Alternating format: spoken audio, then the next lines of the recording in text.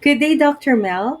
This is Camille Angelique Canles, and I'll be presenting to you my second book review entitled Creating Online Learning Experiences. The book is authored by Matt Crosslin, published in 2018 by Mavs Open Press.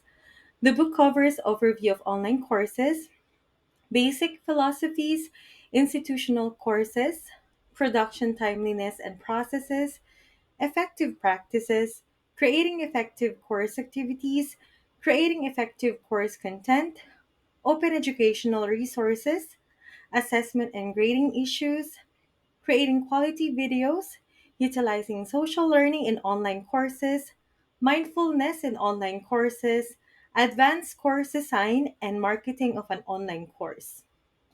The author, Dr. Matt Crosslin, is currently an instructional designer too at Orbis Education, where he worked with faculty to create student centered, active learning based courses. He is also a part time faculty at the University of Texas at Rio Grande Valley, where he teaches master's and doctoral courses in educational technology and instructional design. The purpose of book Creating Online Learning Experiences is to provide guidance and advice for instructors who would like to develop an online course. The overall goal is to provide some clarity about many steps required to propose and design a course, describe resources needed, and to explain the roles of the stakeholders. To summarize the book, I indicated here the chapters that made up the first and second part of the book.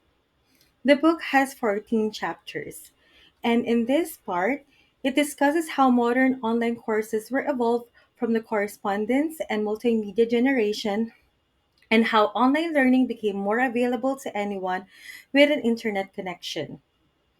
Philosophies surrounding online courses such instructor centered versus student centered, asynchronous versus synchronous, and theoretical foundations of learning such as instructivism, constructivism, and connectivism are carefully explained in designing courses. Policies and requirements of institutions like regulating online course quality, course design team, design assessment, and possible hosting platforms are also considered in this section. The effective practices of course activities and content, such as platform specific activities, blogging, microlearning, or short bits of learning, LMS or learning management system, open educational resources, and video content that influence course development.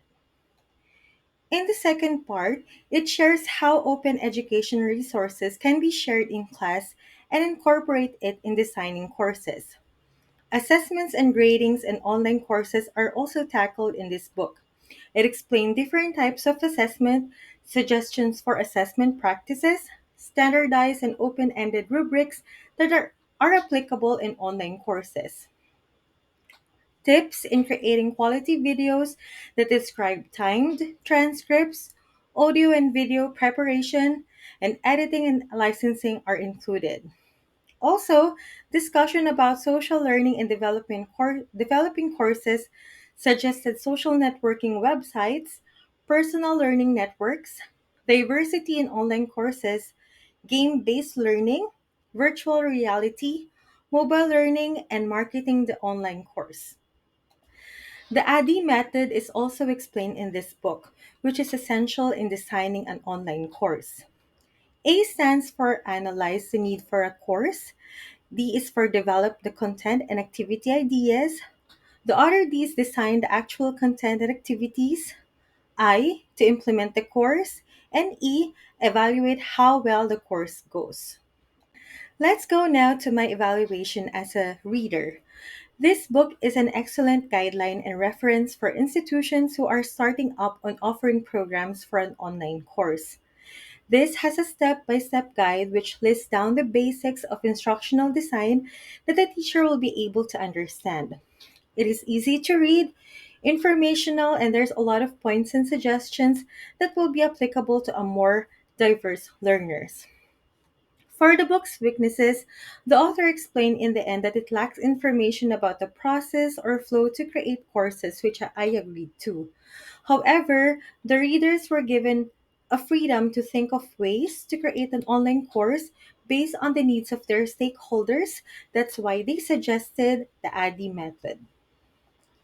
In conclusion, I will definitely recommend this book to institution and government bodies, especially in the Philippines, that would like to do a research in developing an online course in the future. The book has guidelines on what you need to know about designing the course, describe the resources needed, and explain the roles of the stakeholders. The examples given in the book was based on practical experience gleaned from those that have designed and offered successful courses. For future readers, even the book has a guideline on developing courses. It is also important for you to know your organization's objective, as this will guide the course content, learning outcomes, and delivery methods to ensure alignment with strategic goals or whichever applicable for the success of our learners. Overall, the implications of the book to distance education management are the following. First is developing online courses and distance education management will be carefully aligned on the book's guidelines and objectives. Second is instructional designers in partnership with the institution's management will be able to do effective course design and create strategic goals for student success. Third is the ADDIE method can be applied and customized based on institution stakeholders' needs. This information can be seen all throughout the chapters. So there, that wraps up my review of the book Creating Online Learning Experience, and thank you again for listening.